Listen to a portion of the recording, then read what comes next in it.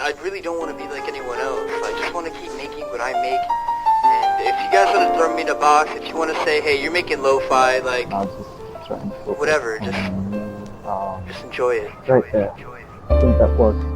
So this is day one, and day one we get to learn that it all starts with God.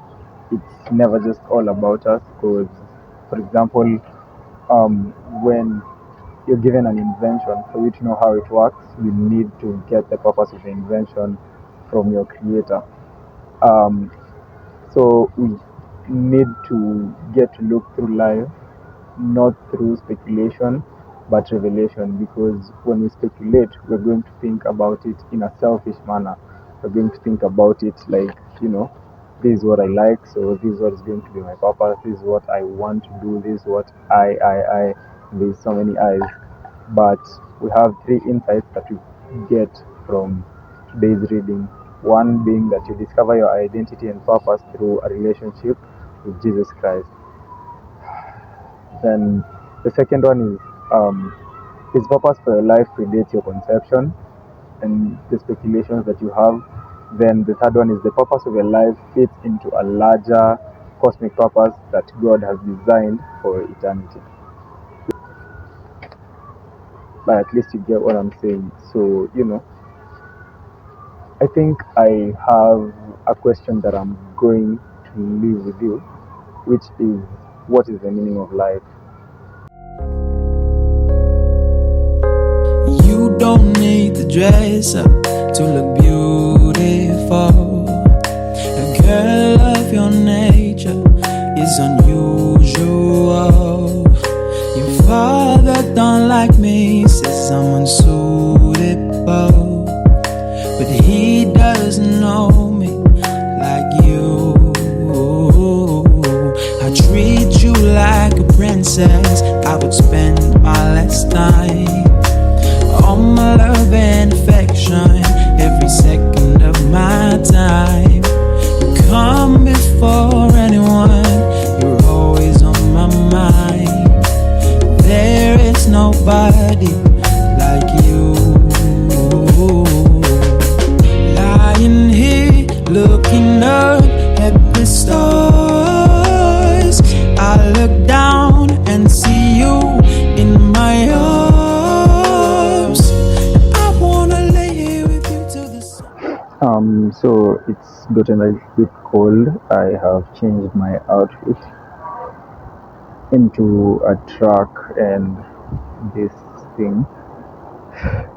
Now I'm about to head to practice, pass by the gym, then put up a little shorts, then the team will have arrived. I'm going to get to practice a little bit earlier so that I get time to work on my game personally, so that we can now work as a team when my teammates arrive. I was doing my reading here at the park, and now is my time to leave. I might grab something small to have before I get to the gym and then practice.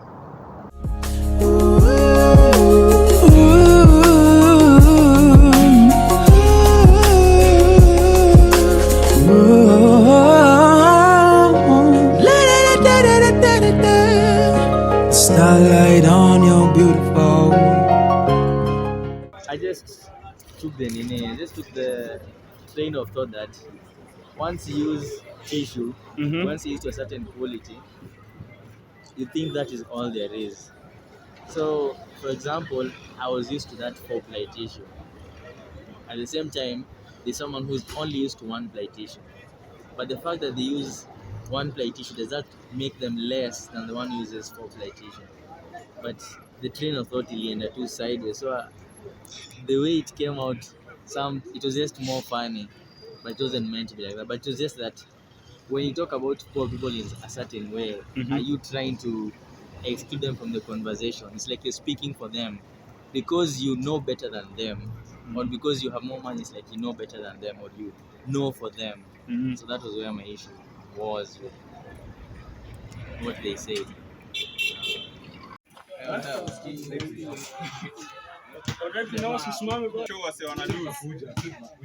Kesho wase wana lose. Friday manzeji ndo mnanunua chai. Wasoje mna lose.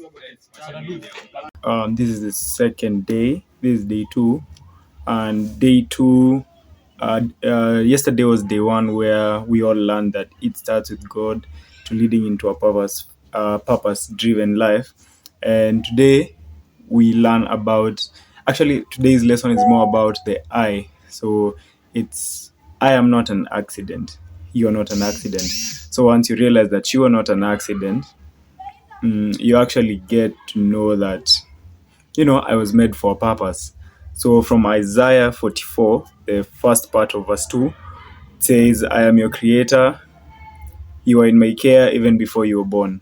So, you are in God's care even before you were born.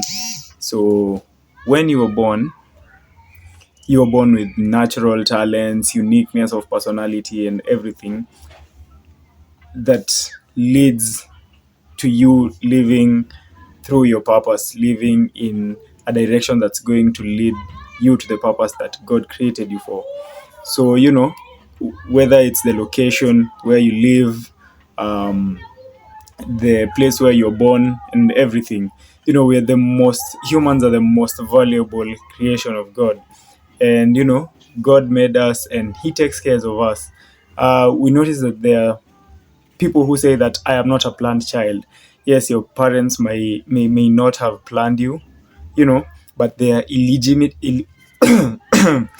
illegitimate parents and not children. So, God planned for you. Whoever your parents were, whatever they did to get to you, it was God's work, because God has a purpose for you. So it's why He created you. I actually need to check through yesterday's question, because I think there's a question we take away for ourselves each and every day. Yesterday's question was, in spite of all the advertising around me, how can I remind myself that life is really about living for God and not myself? Because the purpose we are created for is the purpose of God. Yesterday, I remember we talked about an invention and an inventor who will be able to tell you about the purpose of the invention they made. So today we get to see that, from yesterday's question, we get to ask ourselves how we're going to remind ourselves that we are living for God and not for ourselves. Then today's question is, because today we're talking about us not being an accident, we were made for a purpose. Today's question is, what areas of my personality, background, and physical appearance am I struggling to accept? Because if you're struggling to accept yourself, you're hardly going to get to see that you're not an accident. Because of the things you're struggling with, your personality, your background, and your physical appearance, they are going to make you feel like, damn, maybe I was an accident, but we're not an accident. In the Bible, it tells us that, God had planned for us way before we were born. And because He planned for us before, I think He has a plan for our purpose. He has a purpose for each and every person. We're living for a God-created purpose, a God-lived purpose. But yeah, you get what I'm saying. So right now I want to pack my bag for practice. I'm headed out for basketball practice. Then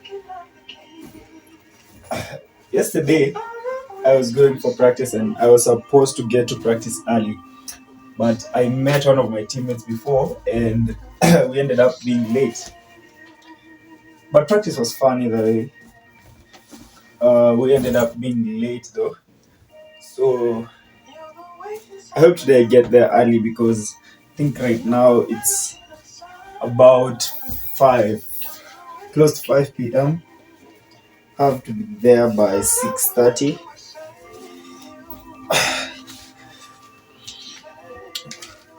Is there anything about your personality that makes you feel like, you're not enough for your purpose or something?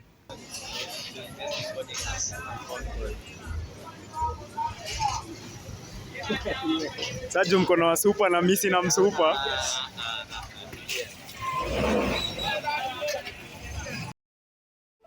Whatever, just enjoy it.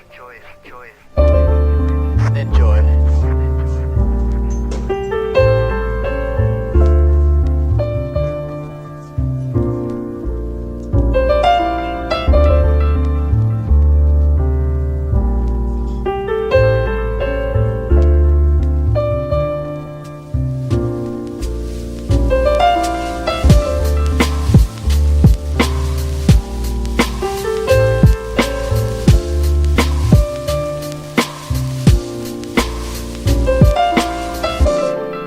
And honestly, people are just making this.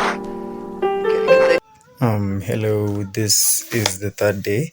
I'm just done with my reading for the third day, and it was an interesting read, I'm not going to lie. So, today's read was the title of today's read. Day one was It All Starts with God.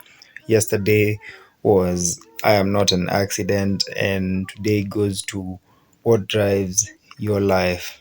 So, the verse for today was Ecclesiastes 4:4. I observe that basic motive for success is the driving force of envy and jealousy. That felt like I'm reading it again for the first time. And everyone's life is driven by something.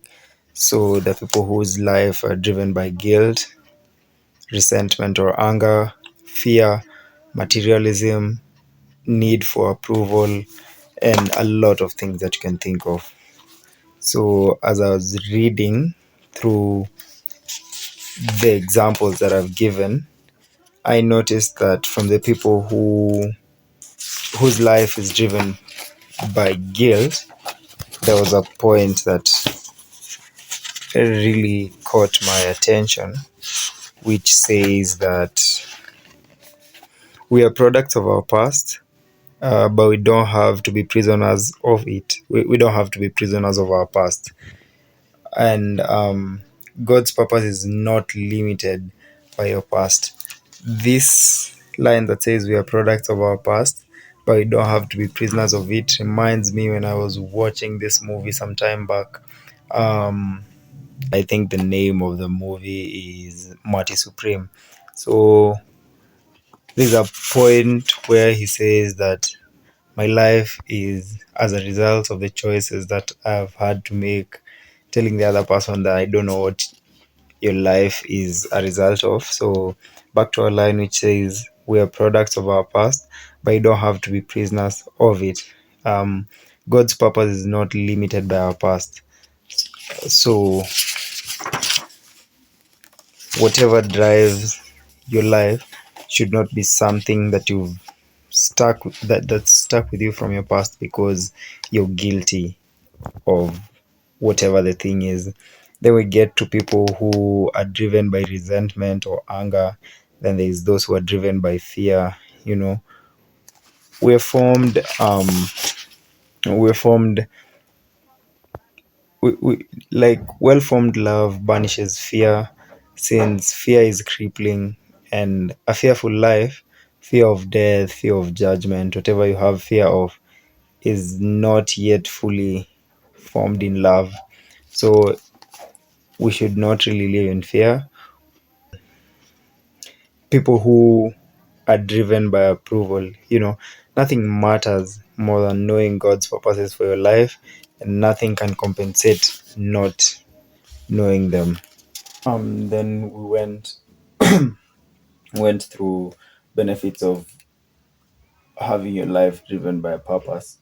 So when you know your purpose, knowing your purpose, it gives meaning to your life, makes your life simple, makes you focused, then it motivates your life and it prepares you for eternity. So on preparation for eternity, I didn't really get that point much until I got to the last page of today's reading.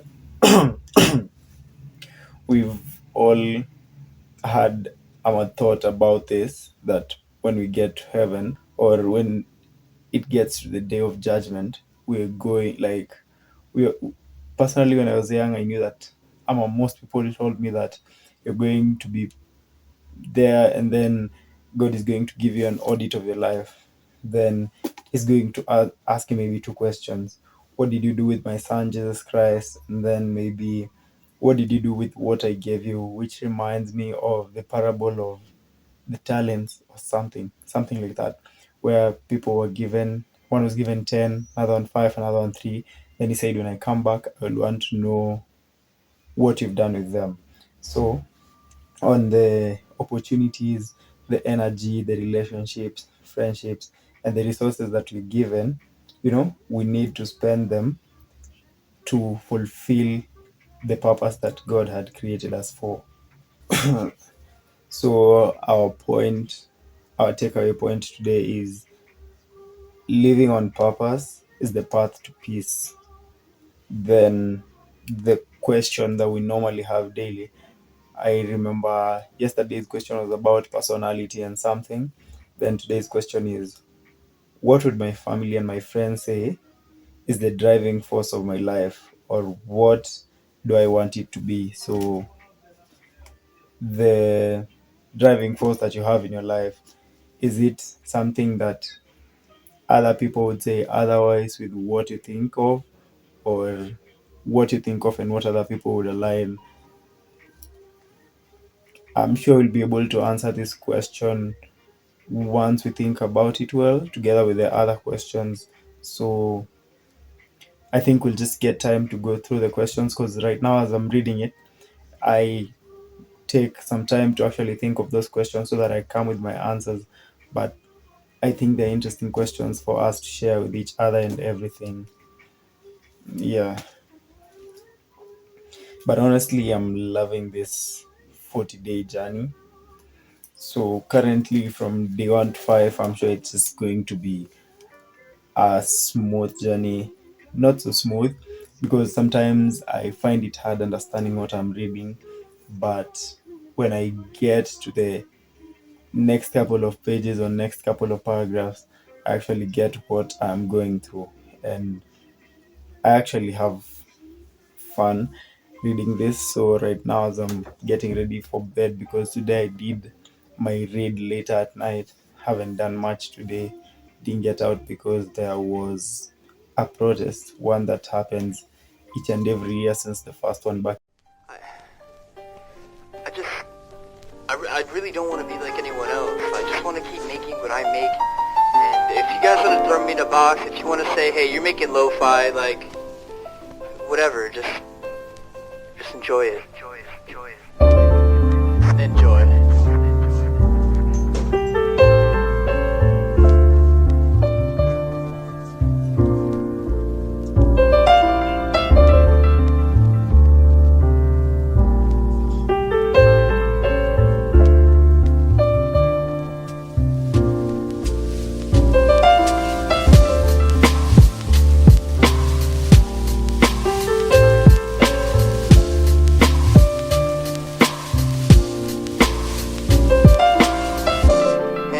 And honestly, people are just making this because they think it's a fad, they think it's a game, but this is more than that. This is for your soul.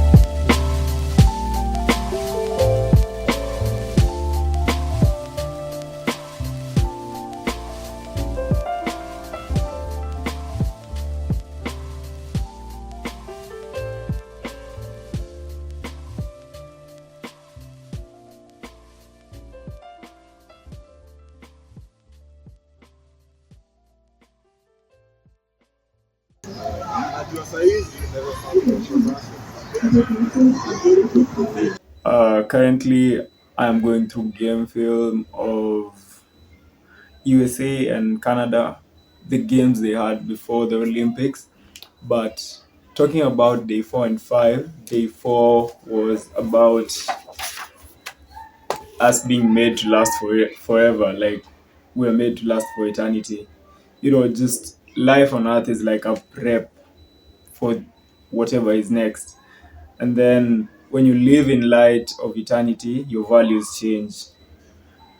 I can't remember the thoughts I had um, when I was going through this, but I even got to understand that it is why we went through the chapter of what drives your life before you know that you're made to last forever. Then today is day 5, which talks about seeing life in God's view, seeing life from God's view. Yeah, so simply just what is your life and what is it in God's view. Character is both developed and revealed by tests. Like, it's just a test. Life is a test and a trust. Then the question for day 5 is, what has happened to me recently that I now realize was a test from God? Um, what are the greatest matters that God has entrusted to me? Then day four's question, I noticed that I didn't read day four's question. The question for day 4 is that since I was made to last forever, what is one thing I should stop doing and start doing? For all the days I've gone through, day 1 through 5 right now, the answer that I have quickly had in my mind of all the questions that we've been going through is day 4's question. I have my answer of what I know I should stop doing and what I should start doing. But I don't know if my answer to the question is going to change when I'm deep far in this journey, because each and every day I get to learn something new, and when I realize it, I'm going to answer questions that I thought I knew, but maybe I'm going to see them in a different light. So today I just had a great day, went to church. Today, where I go to church was Peter Tiwana Adilam Sunday. So Adilam is, when David went to the cave, the 400 men, I get that people who went to that cave were people who have debts, people who are broken in each and every manner, like it's where he went after his fight with David, so that he was able to, become better, where he went to like hide so that he can become better, so that he can be able to come and go through the battle with Saul. And when he came from that place, he became a better person. He actually became king. I wanna lay here with you till the sun rises tomorrow. I wanna lay here with you.